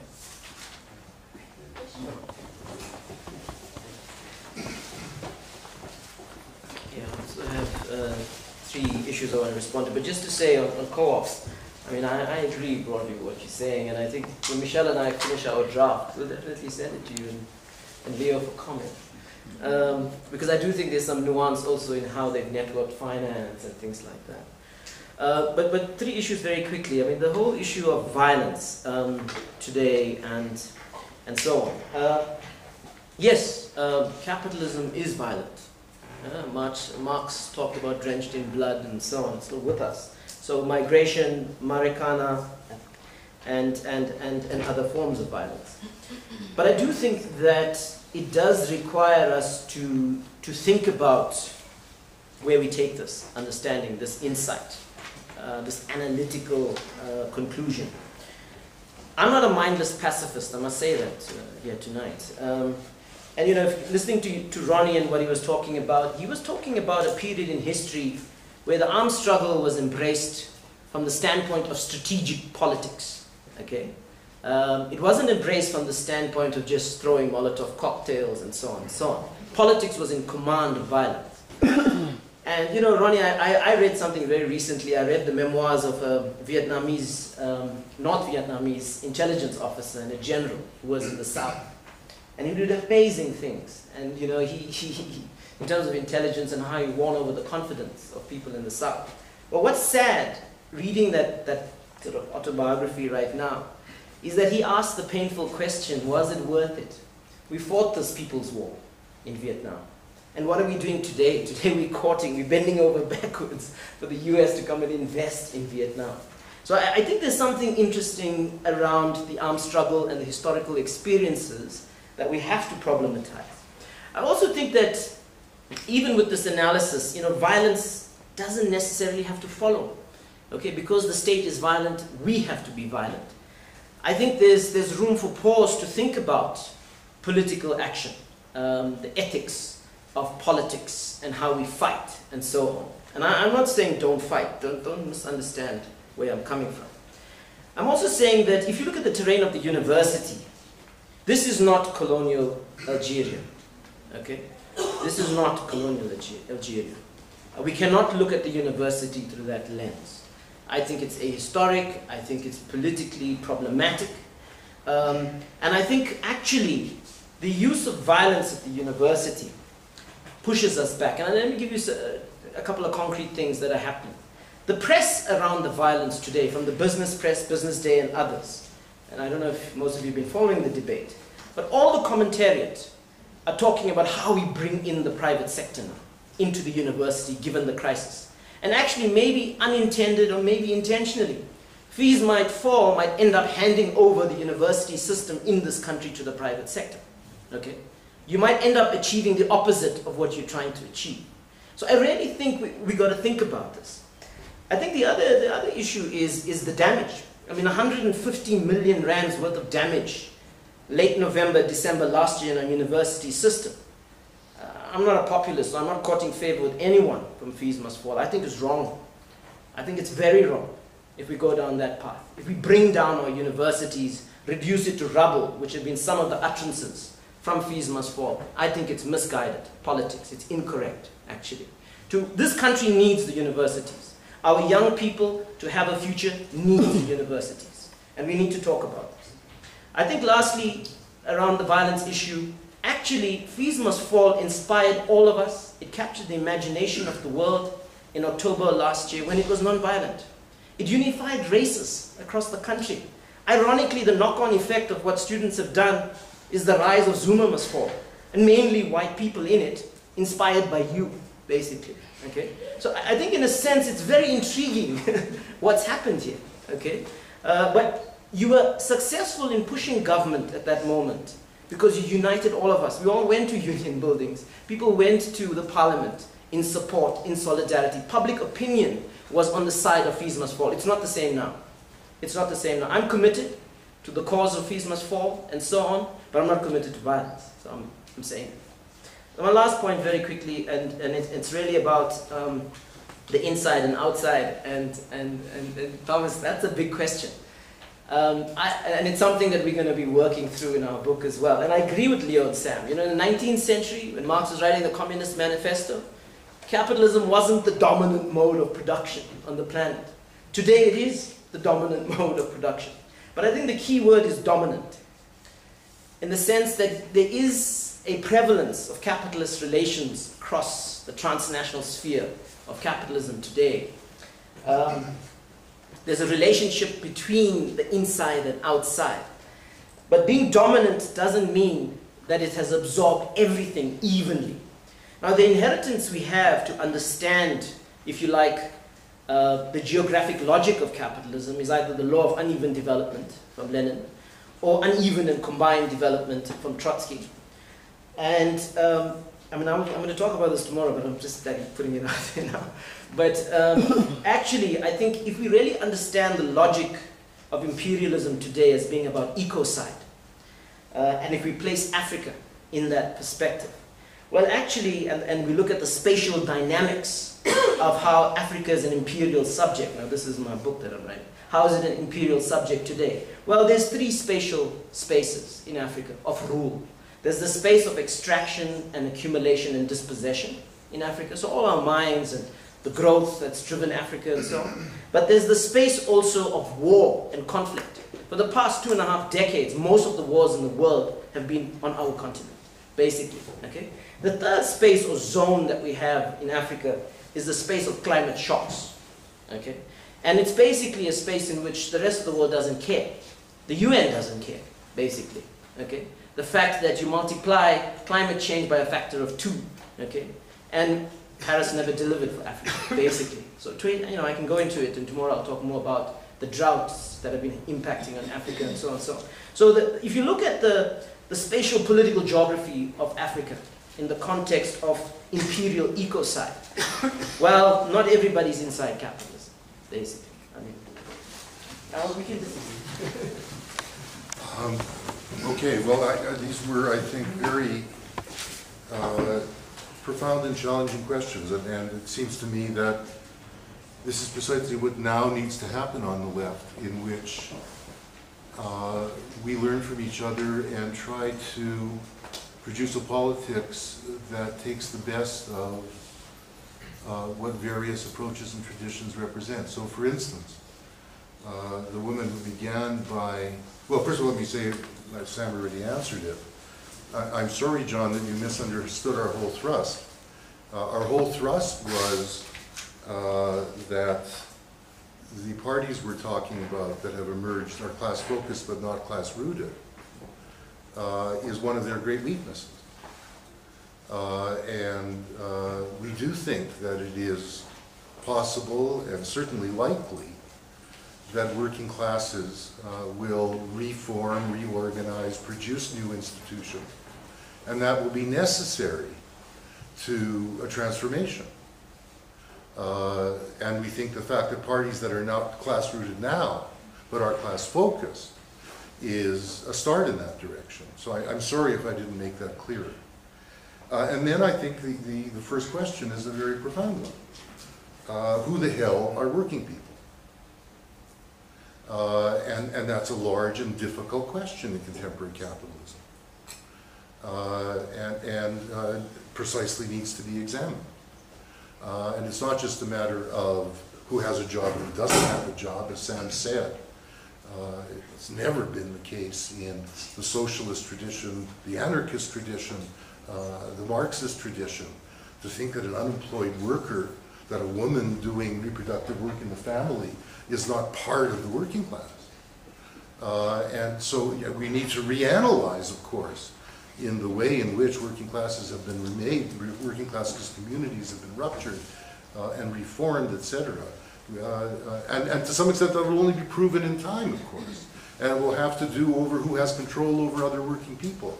Because it's not just about who sells their labor to someone else. It's also about, are you directing other people's work on behalf of capital or on behalf of the state? You know, I think the anarchist position that was articulated is one that is important. And it's one that I think I would want to incorporate when I argue that for Syriza to get elected and not having put enormous resources into developing capacities, let us say in the solidarity networks, where anarchists often took the lead in Greece, not having encouraged, although Syriza was very good in not appearing at those solidarity networks with their bloody little newspaper, as sects do, and saying, buy my paper, but actually were part of them, and weren't even part of them identifiably as part of Syriza. They just did it as part of their branch work. But anarchists were central to it. And insofar as Syriza wasn't encouraging those communities to go beyond the distribution of drugs and food, to actually develop capacities for different forms of production and consumption in those communities, that was part of Syriza's problem. But we do have to recognize, I think, after this anarchist moment at the turn of the millennium, and that's what we have lived through, for good reason. We have lived through an anarchist moment, as was the case in the late 19th century. After the disappointments with parties, after the disappointments with statism, most of the people who were protesting from Seattle to Occupy had a sensibility which was anti-party and anti-state. And they ran up against the limits of that. The prefigurative things you can do in a city square in Oakland or in New York City or in Toronto are inspiring, are good, are interesting. They invent new forms of communication, etc. But where do they go from there? You can't reproduce your life on Wall Street in the street. And the same thing has been true of the much more ambitious solidarity networks in Greece. There are 400 solidarity networks. They're impressive. They provide some health care. They do food distribution that takes out the middleman. They go directly to the farmer. They bring them to particular markets, etc. I watch them closely. I admire many of the people in them. They have touched, given there's 400 people, 400 networks, maybe 50 volunteer activists at most at work in each of them. They have generally touched, in terms of who they service, about 40, 50,000 people. Syriza's humanitarian legislation, which provided food stamps, housing, and hospital access, immediately touched 500,000. It is a national crisis. Because it's a national crisis, of course, self-help, all kinds of imaginative and tremendously dedicated self-help little networks develop. But they aren't adequate to transforming a society in that crisis. And that's why when Tsipras said, we're not running in this election to do better, we think we simply have to stop the bleeding. And we'll form a government with anybody that'll stop this torture. This galvanized all the anarchists in Greece. And of course, they then got disappointed. And that means that we need to reflect together how the type of party can be created which could go into the state and take anarchist sensibilities to be transforming that state, if that's what you mean by smashing it. Or indeed, finding new institutional frameworks outside of it that will allow us to do something. And the problem that we now face is that it used to be the case that we could introduce reforms without bringing about a rupture with capitalism, or the danger of such. It now appears that you attempt to introduce reforms, you run it very quickly against not being able to maintain those or introduce them unless you nationalize the banks, unless you introduce capital controls. So you run up very quickly, it seems today, from introducing a reform to having to go much further. I think that the ANC, SACP faced this in the mid-1990s. And one then has to have the kind of organization which is capable of doing things to the state, transforming it inside, including its military apparatus, so that if there is a rupture, there's a capacity to see it through. Now, on the question of insurrection, Americana was not an insurrection in the sense that the debates over the 20th century reform and revolution were about. Violent strikes are not about transforming society. There are insurrectionary strategies. General Giap had one, but that was in relation to a national liberation struggle. What you're talking about in relation to the Palestinians is precisely that. And, I think it's entirely fair to talk about whether we need an insurrectionary strategy, but it's much more likely in today's world, and this must be said in the face of the minimization of what violence really means in a society. Heaven knows, here in South Africa, what we face much more likely is that we'll get into the state and we'll get a reaction which is indeed violent. And will we be prepared for it? Much more likely is out of this crisis we're going to get a far-right, quasi-fascist, or fully fascist set of capitalist governments, which will teach people who think that you're living in violence now what violence really is. That's what we're facing. That's one of the reasons we need to get our shit together. Because it isn't the left that is articulating people's frustrations with the world they're living in. And I would simply say with Thomas, and I appreciate very much his comments, I don't think there is an outside capitalism any longer. Exactly that metaphor of a fold that may look outside of capitalist labor relations does not mean anybody is left outside of capitalism in my view. And the final point, which is that states are codependent, and was a point made very well also at the back, is very true. And this is one of our great, great difficulties. I mean, to go back to 1917, I said this yesterday, one can say it's tragedy and farce, but Greece was no farce. The Bolsheviks made that revolution on the premise that it was the weakest link, Russia. And this would lead to a break elsewhere, breaking that chain, above all in Germany. The German Revolution didn't happen, the fact that there wasn't that knock-on effect was probably the key factor in explaining what happened to the Bolshevik Revolution. Maybe the key factor in what led Lenin to say to Gorky in 1922, the experiment has failed. Yes, so you're raising the right question. And when you look at Greece today, one sees again the hope that it would be the weakest link, and you would see modern European labor movements at least shift the balance of forces, which they didn't lift a finger to do. If anything, they stood in the way. Now, this is part of our problem of imagining revolution, this codependence in a globalized world in which not only capital is linked, but every capitalist state is linked in taking responsibility for reproducing global capitalism. Of course, some are more central than others in doing so. That's the theme of Sam's and my book. And this is one of the great difficulties we are going to face. I take great hope, because I'm Canadian, and I always know that whatever we do in Canada can only go so far unless that helps facilitate a transformation of the balance of forces in the United States. Right? I take great hope in the fact that we're seeing some of this going on in the States today. And that's all we can do, is hope that this codependent world will produce the types of parties, the types of struggles, the types of transformation of states that will have knock-on effects. That will really be a domino, which is what the American imperialists always feared.